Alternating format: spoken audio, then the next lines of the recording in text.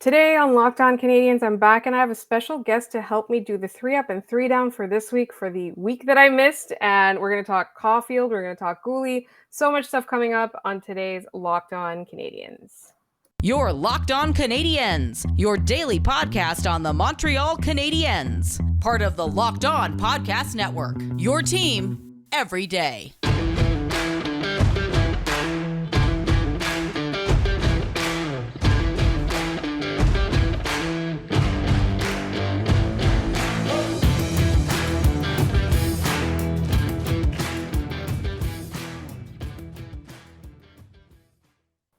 Hi there, everyone, and welcome to episode 702 of Locked On Canadiens. Thank you for making us your first listen or first watch of every day, part of the Locked On Podcast Network.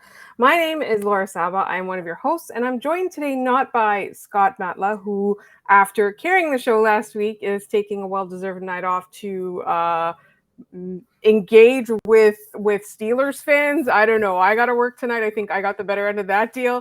And I have a special guest, honorary Locked On Canadiens host Kyle Demetrius is back. It's been a while, and he's going to help me do the 3 up and 3 down for this week. Kyle, how are you doing? I'm good. It's lunchtime because I live in Australia now. So as I look out the window, it's like 20 degrees. No, I'm good. Just, here to talk about Habs hockey. My dad is very excited for the future, but he's old, so he wants it to come faster than it probably will, which is a pretty funny thought. I think we're impatient too a little bit. One thing that I have noticed, I was away, obviously, as some of you who are regular listeners noticed. I was not here. I was on a work trip, and I was trying to follow along with all the Habs storylines in between work and all kinds of team building events and things like that.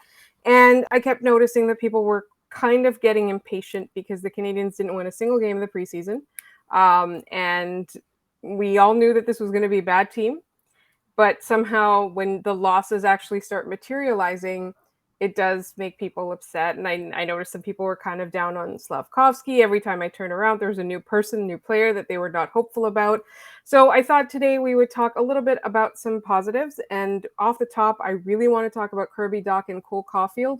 One, because Kirby Dach has kind of endeared himself better to the fan base with some of his the advances that he's made throughout the preseason. And Cole Caufield is, he's just amazing, right? He's just amazing. What can you say? No, Cole Caufield is the absolute truth. That snipe of the most recent, they played the Sens too many times in a row, which we'll talk about later, but all the games kind of like meld together at this point. So it's just like one big, long Senators dive fest, and you're just like, oh my God. But I think he scored the first goal of the last game. I believe it was on the power play, but it's an absolute rip. And I know it's preseason, and my personal views on preseason is it literally doesn't matter. It's just for figuring out who has the skills to play, or a guy getting back from injury. Like Nick Suzuki, for instance, I don't think he's played in the preseason. He's pulling the Saku. I think it was Saku Koivu, who never played in the preseason. Kovalev didn't either. Yeah, amazing. Just luminaries to follow. and it doesn't really matter. I think Columbus went undefeated like 2 years in a row, or 1 year, and then ended up being like the worst team in the league or something like that. It honestly, the preseason doesn't matter. It's just for figuring out different things heading into the season. Obviously, you want good vibes, but it doesn't matter. But what does matter is individual plays and how players are looking coming off the summer, and especially after a down year last year. But Cole Caufield is, I don't know if he'll be in the Rocket conversation this year. I think there's definitely a greater than zero chance that he is. But I think that's a guy who's an easy 40 goals every year in his prime, however long that prime lasts. But like the way that he releases the puck and his shots are just, it's insane. And the way he finds space, the way that he moves without the puck, I think this is everything that you would hope for, especially from the 15th pick. 15, yeah. I think. It's everything you hope for. And if him and Suzuki and whoever their running mate on the other side is a long-term, probably Slavkovsky, if they can make the magic happen, I think you're looking at like a 50-goal guy, a 50-goal threat at least. And it's just good to see after the rocky start last year how he's carrying over the Marty St. Louis effect from the end of last season to this season. So it's going to be exciting to watch Cole Caufield do stuff on ice. Yeah, and that was the thing is that one of the knocks on him has been a little bit not just his size but his defensive play. But I think one thing that people don't realize is that first of all, that's not really his responsibility. But when he's called upon it, he will do it. Right? It's not like he's He out tries. there. Yeah, exactly. Like he does put in an effort. He's not completely useless on that end. It's just that you're not putting him on there, in those big defensive minutes, and I think that's fine. And one thing that I did also want to kind of talk about is that we talked a lot about Slavkovsky last week, or Scott did. I didn't. And there's a new article that came out where Arpen Basu interviewed Ken Hughes about Slavkovsky. So we're going to talk about that and some of the development stuff tomorrow with Scott because I don't want to deprive him of that conversation. So we are going to turn our attention to Kirby Dach, which started out, I think, kind of an unknown quantity, and people in the first couple of games were not super, super impressed with him. But he seems to be getting more comfortable on the ice and finding his zone and finding his like what he's good at and using what he's good at. Because I think that was a criticism early on in the preseason was that he's not using what he's good at, right? And I think that he's done a lot to kind of endear himself a little bit more to the fan base and show a little bit more promise and show a little bit more about what the Canadiens saw in him when they traded for him.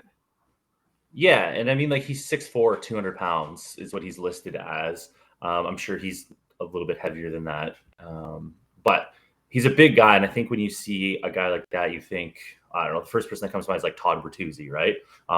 Minus assaulting people, but you think a big Owen Nolan personally, because I'm a Sharks fan. You see a big guy like that, and you think, okay, he's going to be able to muscle his way around and do some stuff, and he just hasn't yet. And I think with Kirby Dach, he comes in with a predetermined idea of who he is because he was a top 5, possibly top 3 draft pick. Top 3, yeah, he was 3rd overall. Top 3, yeah. So he comes in with those high expectations, and it's not like I hate the argument when it's a guy who's in his 12th year, and it's like, well, he was a former first rounder. It's like, how long do you get to dine out on that? It's only been a few years. So he really is still a young top 3 pick.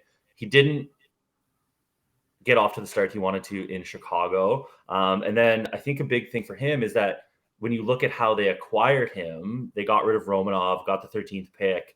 People probably a little bit were like, okay, maybe they want somebody in this draft to build for the future, and instead flip that around for Kirby Dach.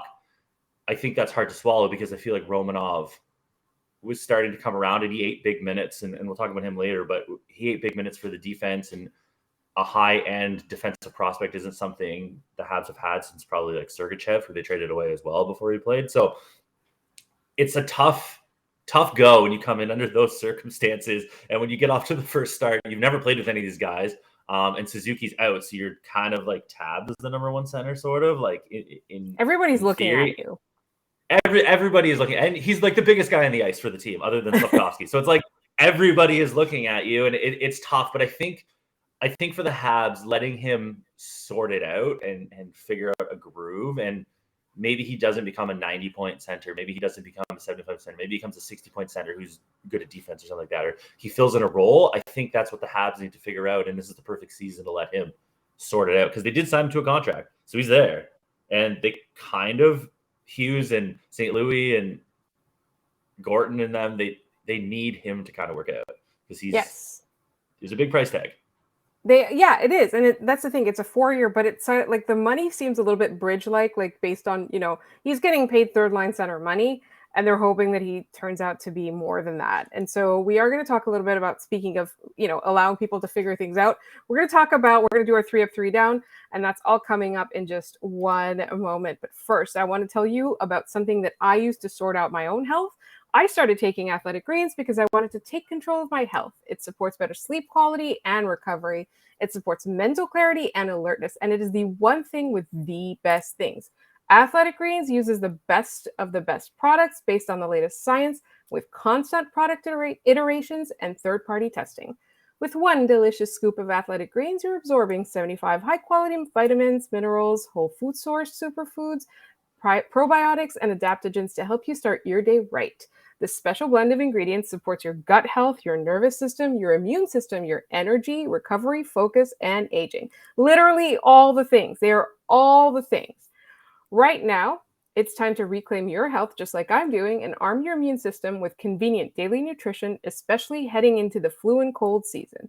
It's just 1 scoop in a cup of water every day. That's it.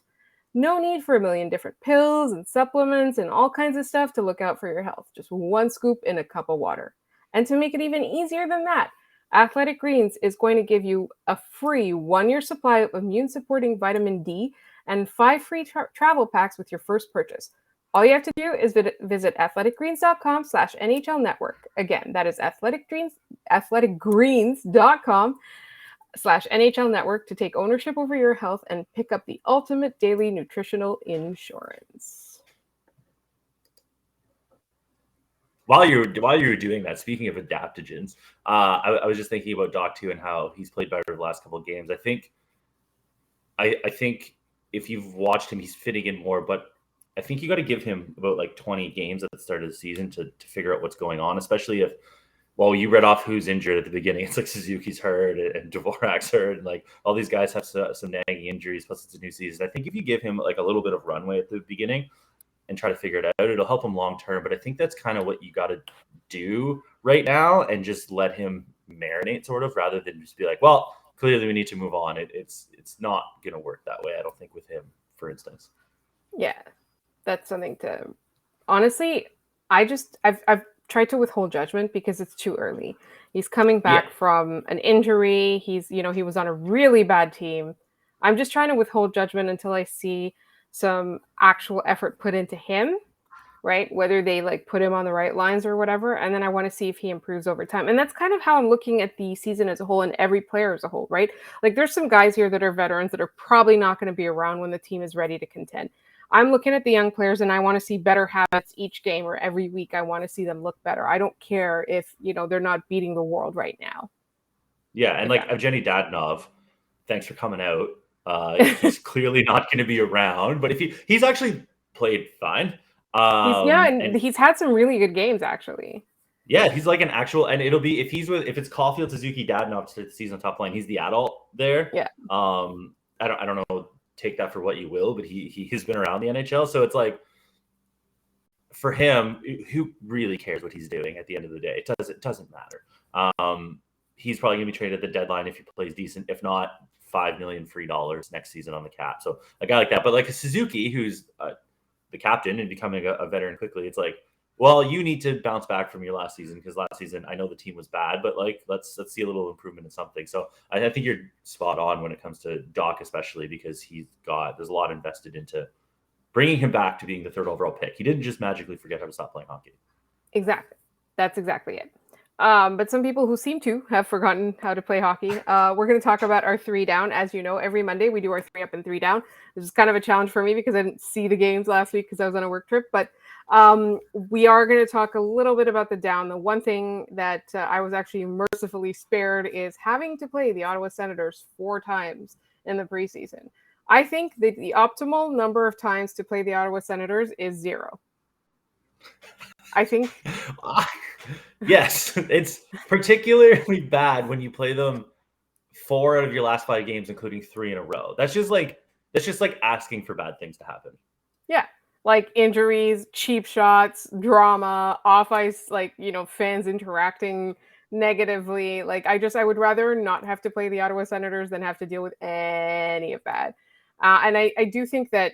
One thing I understand why in the preseason a lot of times there will be some teams that you just see each other a lot, right? Like it's the preseason, it doesn't matter, they're close to each other, whatever, manufacturing rivalries, or when they go to like different places in the world or in Canada, like the Canadiens were in Newfoundland, right?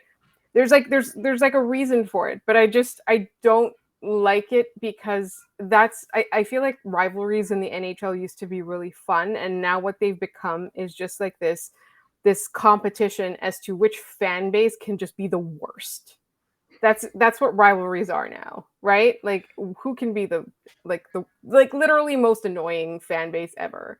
Like it's not like Leafs fans would bully us, right? Like that's not something that's fun anymore, right? Like there's no chirping, there's no good naturedness. Everything is personal, everything is really just unpleasant. Yeah, and it's like rivalries should become sort of organically. I understand trying to like force some rivalries on you, like as Ottawa gets better and Montreal gets better, that's a natural thing. Buffalo can probably be thrown in there too, and especially if they have history in the past. But like, it's tough when, like, as you said, it's a race to the bottom who could be the most annoying. It's like when, oh, well, Shane Pinto is better than everybody on the Habs. It's like, well, that's obviously not true. It's Shane Pinto. He's not that good. He's perfectly fine, and he's young. But he's clearly not better than Cole Caufield. He's clearly not better than Nick Suzuki. Juraj Slafkovsky clearly has a higher ceiling. So it's like, what are we even doing? And then when you play them 4 times, 3 in a row, it's just the same thing over and over again. And then you get like Tim Stützle and other guys who are diving up a storm. And obviously Brendan Gallagher has dove a lot in his career. There's nothing to be ashamed about. It's just a fact of the matter. But it's like, it's what sport. No. It's what happens in sports. That's what they do. Yeah, and it's like now. So instead of one game where Tim Stützle takes 3 dives because a stiff breeze came over, now the next game carries in. Well, what are we going to do about him now? And it's like, now another guy dives, and then you get the last game where like that Kelestich, or whoever their goon is for Ottawa. It's like now he's dressing in the lineup, and the Habs aren't dressing any of their guys. So like, what's the point of even watching this game to watch Arber Xhekaj? It's a tough one to say on the moment. But now you're watching Arber Xhekaj have to go out there, and instead of trying to make the Habs, he's trying to make the Habs to be protector of the realm. And it's like, well, maybe just play some defense because there's nobody else on defense, and I don't understand why they play so many games of one team. I understand maybe 1 or 2 because you're close by, but I've always maintained if you're going to play 8 playoff games, have like 2 or 3 of those against like your Leafs, your Sens, you're close by. But then pick a division, like pick the Flyers. The Habs and the Flyers only play a home and home or whatever, exactly. or the Predators. Who cares? Pick a team that they don't see often and play 4 games against them. Play 3 games against them. Split it up with teams that you're not going to see that often, and you don't have a history. Exactly. Like, who cares if the Habs and the Predators play, or Habs and the Stars, or Habs and the Hurricanes? I was going to say Lightning, but they kind of have some history. But like Habs and Capitals, they played in 2013, I think, in the playoffs. Like, who cares at this point? It doesn't matter now. So like, just vary it up so that you're not coming into the season already pissed off about another team because they're being annoying, and you've had to watch the same stuff. It gets frankly boring. I watched all those games. They're boring after the second go round. Like, okay, you're playing the Senators. Awesome. I'm going to watch Josh Norris do the same thing that he did last game, and I'm going to watch a bad goalie, and I'm going to watch Thomas Chabot be the only competent defenseman on the team. Like, it's just boring. Switch it up. Do something else, is my personal opinion. And it sucks for fans everywhere. Speaking of goaltending, Kayden Primeau is not doing a whole lot to kind of get himself back into the Habs conversation for whatever reason. He can figure it out in the AHL. He can be phenomenal in the AHL, but then once you bring him up to the NHL, something happens. Like, something happens to his brain. I don't know. He suddenly remembers that he's a 7th rounder. I honestly, like, there seems to be something decision-making related missing when he gets to the NHL. I don't know. That goal that he let in, where it goes like, he goes down on the butterfly and it goes like right over his pad. It was not a hard shot. Most of the listeners probably could stop that shot. It's one that you have to make. I know that like every shot can go in, and that's why we get pucks to the net and just shoot on goalies. But like, that's one, if you want to be an NHL goalie, you've got to stop. And I think obviously the Habs locked up Jake Allen, but they do need a long-term goalie, right? So they need an answer for when, now that Carey Price is on his way out, if not out already. Yeah, and it's so who do they have? Like, this season's going to be what? Jake Allen and Samuel and Montembeault? Yeah, that's the plan. Kayden Primeau has been given a 3-year leash, right? He's been given a 3-year contract. And so he's got some time to figure it out. They're giving him the time to figure it out, but I do feel that he has to figure it out this year, or he's just going to be played out of the conversation. Either he's going to become an AHL goalie full-time, or the Canadiens are going to trade him, because there are some guys in the pipeline, right? Like, there's Dovish, there's Disho, like there's some guys that are a few years away, but they're showing promise now, and the Canadiens are being more patient with them. So I feel like with Kayden Primeau, even though they've given him a longer contract and some time and money and security, he still needs to figure it out now, because otherwise he's just going to take himself out of the conversation. He's the next man up, so to speak. Like, Samuel Montembeault is not a long-term answer. He wasn't even wanted by Florida at one point, and they're not really a goalie factory, especially when he was there. So it's like neither of those guys, and Jake Allen's frankly just on the wrong side of 30 at this point. Or is he 30? He's got to be, right? Yeah. Yeah, so he's an awesome guy. He's just, he's not the future answer. No, Father Time is undefeated. Plus, like, that contract is going to be very tasty for when it's due up, I think, next year or whatever to flip They into a did contender. extend him, and I can't remember what the terms are, but it's still tasty, yes.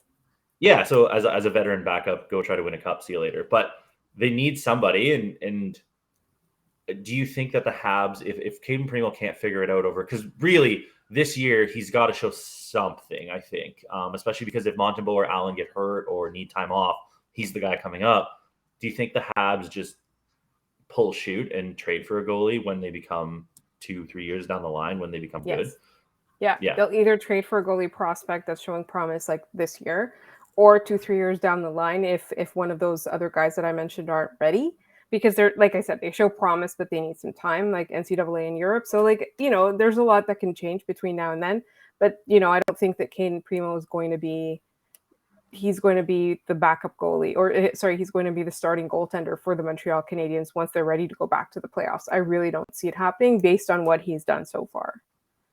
Yeah, and that's why kind of like the clock is ticking. The 3-year extension is 3 years, but like I feel like the way that Hughes has conducted the team, like look at Romanov, you got to think if there's a good deal and he can get something else, he's going to make that move and try to help the Habs. And I don't really think he wouldn't hesitate to keep Primeau or trade him. I think that's really just, hey, we have a good option. And when the Habs haven't really been in a position to draft one of these high-end goalies over the last couple of years either, with Casa and Wallstedt and Askarov.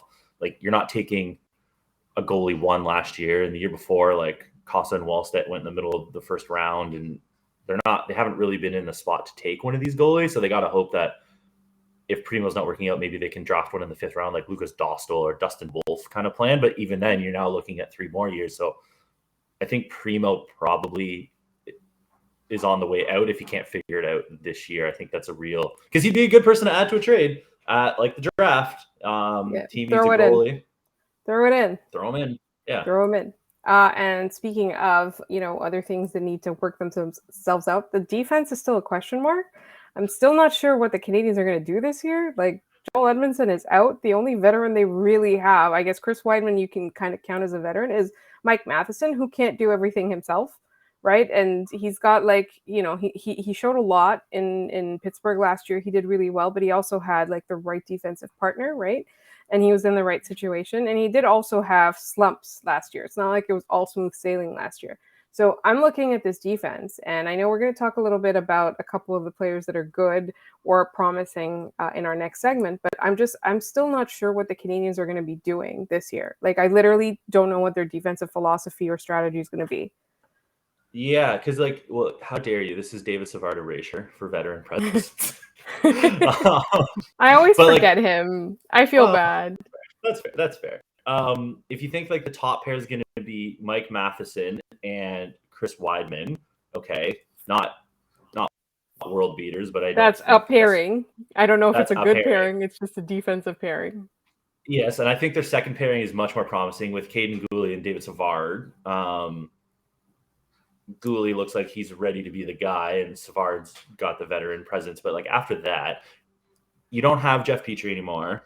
You have Joel Edmondson, who's out, and we talked about Romanov earlier. But Romanov, I know he was young and he made mistakes and things like that, but he played a lot of minutes, and he was also brought up through the Habs system and played minutes in the Habs. He was familiar with the other players on the team. He could be. He's probably not your 1D or your 2D, but you can interject him in different places and be fine. It's totally fine. And now that he's gone, your top guys are Savard and Weidman and Matheson, and now Guhle, who, if Guhle turns out to be 1A, which it looks like he's going to be, that's fine, but he's still a rookie. And then your bottom pairs choices are Justin Barron, Madison Bowie, Jordan Harris, and then Corey Schooneman. I'm not sure how to say that last name, but Corey Schooneman. Just cleared waivers. Or just cleared waivers. He's also put on waivers, but he's also 27 and hasn't played in the NHL. So it's like, okay. Well, I mean, he has, but just very short last year, right? Yeah. That was. Yeah. I mean, like a full, he wasn't one of the. Yeah. He was the first call up for a lot of games, and the Canadiens clearly liked him because they kept him on, but he was an AHL kind of. People kept saying, like, what about Corey Schooneman? It's like you see him come up when there's injuries, but you don't really see him in the full-time lineup this coming up. And we do have some positive things to say about the defense, and that is coming up in just one moment. All right, let's talk about the 3-up. It is Monday after all. Our 3-down was really depressing, so let's bring it back up a little bit.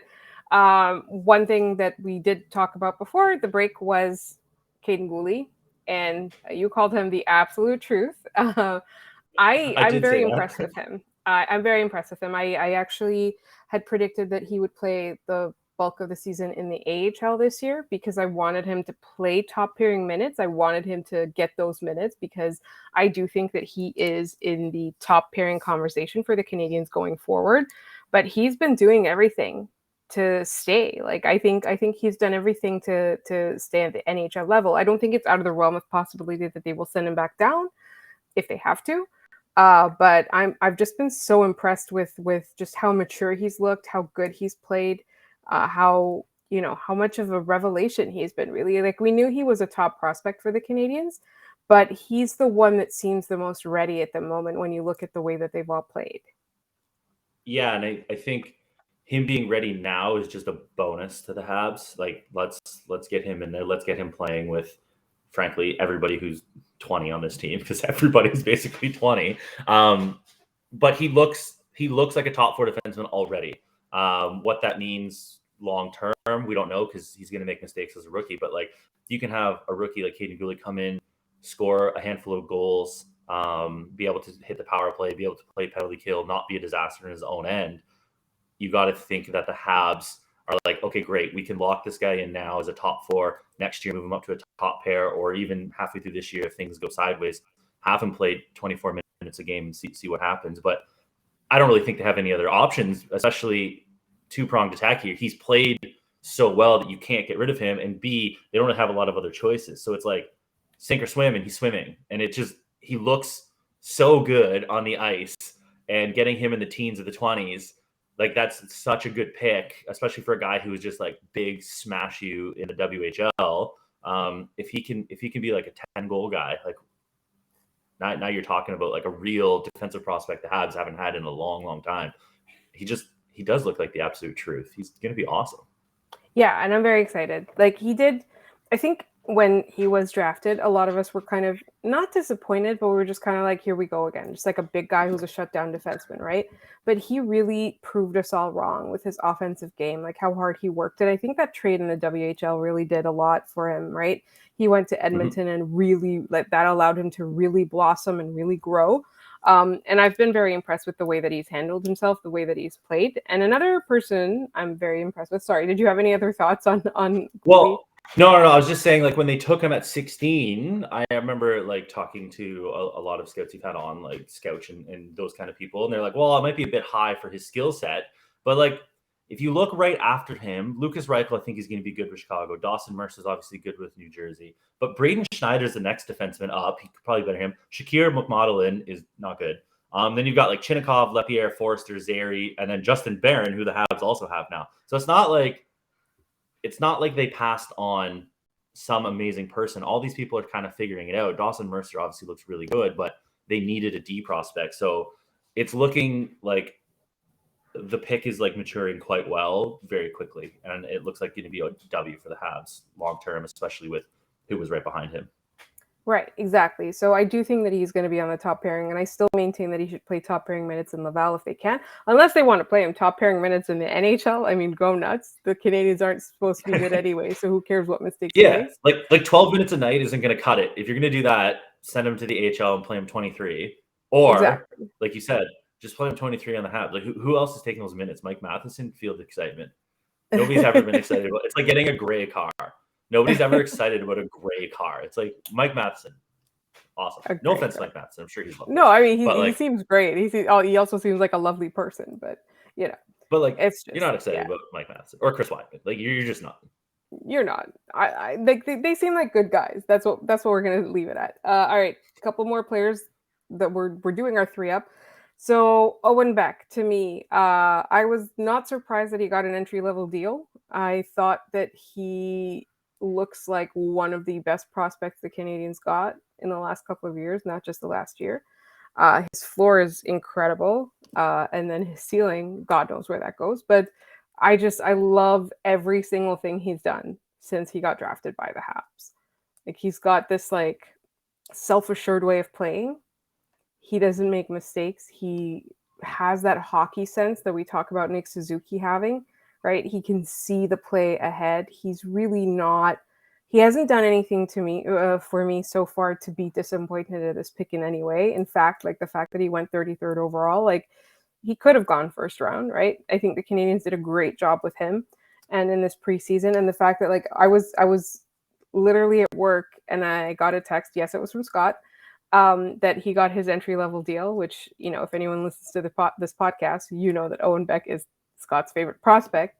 I was just so thrilled for him because I think, you know, he just seems like he has done what it takes. Everything that he does is like improving his own game or improving his hockey sense and all of that. So I'm so excited about this kid. I know he's going back to the OHL. I'm excited to see what he does, you know, like maybe next year, maybe, you know, we're having this conversation. Obviously, we're going to be following him in the OHL. We're going to be talking about him, especially Scott won't let me go maybe a week without talking about him. So there's definitely going to be some Owen Beck talk, but I think that, you know, the last person I was this positive on was Kaiden Guhle before the draft. So this is how I feel now. Like I'm so positive on this guy. Yeah. And if you can get, like, I mean, like you're thinking after his performance, you're thinking top 6 for sure. Yes. If you can get that at 33rd, that's such a heist. He was top 10 on the final rankings. He was top 10 North American skater. He was 10th actually. So he came with a lot of pedigree, and getting him at 33 is quite a draft coup, especially with how quickly he looked like he could fit into the NHL. And I don't think there was any real chance that he was going to make the Habs. I mean, it became more of a conversation halfway through the preseason. You're like, well, actually, this could, this is a little something here. But I don't think you throw that kid, like he's 18 or 19. I don't think you just throw him in the NHL to lose a bunch and figure it out, because you can't return him. You have to keep him.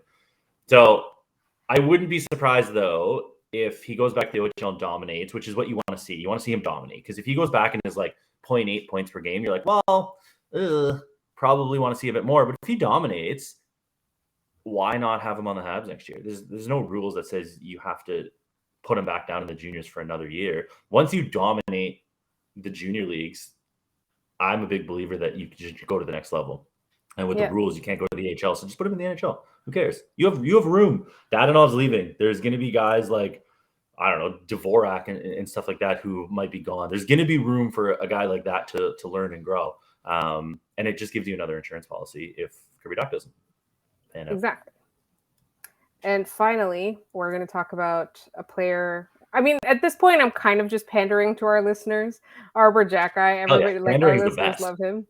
I love him too. I've been very impressed with him. I really have. I truly have. And I think he's done a lot to kind of really bring himself into the conversation to be on the Habs full time. I also do you put him on the Habs right now? I think games tomorrow. I think the opener game is tomorrow. It's like when you're listening, it's Wednesday night. I think it's the 12th. Yeah. So, yeah, I would put him in the starting lineup against Toronto. I would, but that's partly a function because if you look at the rest of their defense and who's injured and who's out and all of that, I think that that's part of it. But I think that he will play the bulk of the season in the AHL, but I think that he's going to get a lot more NHL time than you would have expected before the preseason. I think a lot of people, actually, a lot of our listeners who follow Hamilton or who followed Hamilton closely, they were saying the whole time that he's more than just, you know, just a face puncher. He's more than just some like tough guy. He's got like real defensive skills. And that's true. I think sometimes one of the criticisms that we've had of him is that sometimes he forgets that and he just wants to, you know, he wants to stick up for his teammates and things like that. And like, you know, so I think that part of the thing that makes him a likable player is also something that he needs to learn to rein in a little bit. And he said it himself, you know, I don't want to be known as just this like tough guy, this goon or whatever. I want to be known as a defenseman, as an NHL caliber defenseman. And I think he can play on the Habs this year for sure, you know? Yeah, and then it's almost like the guy that's too nice. You meet those people that are too nice. You're like, oh, that person's going to get taken advantage of. And then like a year later, they lost all their money in a Ponzi scheme. It's like, you're too much into protecting your teammates, which is fine. I'm all for beating the daylights out of domestic abusers. That was sick. But like, I think we talked about that when we were playing the same team, and I mentioned like Kalestich or whatever that guy's name is gets put in the lineup. Now Arber Xhekaj gets taken off of his game of where he should be working on outlet passing and exiting the zone and doing the little things that a coach is going to love. And instead, now he's frothing at the mouth for fighting somebody to stand up because he knows that that's what it's going to do because he's played the same team 4 times in a row. But when you watch him, when he's not trying to fight guys or teams aren't just taking runs at people, you can see that there's something there and something NHL-like about his play. It's not a guy that's a fan favorite that's kind of just a plodding AHL guy that comes up every once in a while and you're like, cool, sick. There is something He's got that skill. Yeah, and I think he's smart enough to figure out what to do. He's not lost. He doesn't look lost is the big thing. And that's a big thing in the NHL too, is when you're in your own end, if you look lost, like I'm a Sharks fan and I just watched Matt Benning look lost in his own zone for 2 straight games. So if you don't look lost and you can make those safe plays that a coach likes, like Martin St. Louis is not going to play you if you're just a turnover machine and Jake Allen's getting shelled. And Toronto's going to be hard, but if you can get it out, you can make those safe plays and soak up 12 minutes because, again, he's not Kaiden Guhle. You don't need to play him 25 minutes a game.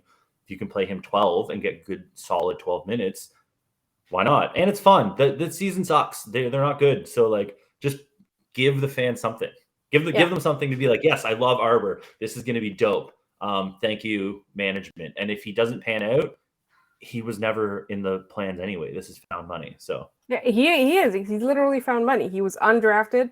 We all know the story now. He was undrafted, working at Costco, and the Canadiens ended up signing him. And that's kind of what I see every positive thing this season is just found money, right? You know the Canadiens are going to be bad. You want that high draft pick next year. You want them to make progress, though. So every time you see a player that shows promise and that they're like, you see that the Habs are developing him and he's doing the work and he's getting better, you know, whether it's like little habits or big strides, for me, it's all found money at this point. So the season's starting soon. In the meantime, that was our 3 up and 3 down. And that is my friend Kyle Demetrius helping me out in the absence of Scott. Kyle, did you have any parting words for our listeners? Somebody called Arber Xhekaj the Kirkland killer, which really made me laugh. That's really funny. That's so good. But my former podcast host, co-host JD said, somebody asked about like tanking for the season or whatever, and he said, aim for the Bedards, and if you miss, you'll land among the Fantillis, because there's going to be like 7 guys that are going to help your franchise, not just Connor Bedard. So aim high, but you're going to get Adam Fantilli or Braden Yeager or Benson or Matt Vamichkov. So suck as hard as you can, and then go forth and conquer after that. Yes, and please figure out what's going to be the future of this defense. Yes. Because at this point, it's all a question mark. Thank you so much, Kyle, for sitting in for Scott all the way from Australia. I hope, I did take up too much of your time. No, I'm going to go cook some kangaroo and, yeah. Is that for real, or are you just doing a stereotype? It could be. Who could possibly know? I got alarmed for a second. And if you want to find Kyle on Twitter, he's at Kyle Demetrius. And if you want to find us on Twitter, we're at LO_Canadiens. I am at The Active Stick. Scott is at Scott Matla.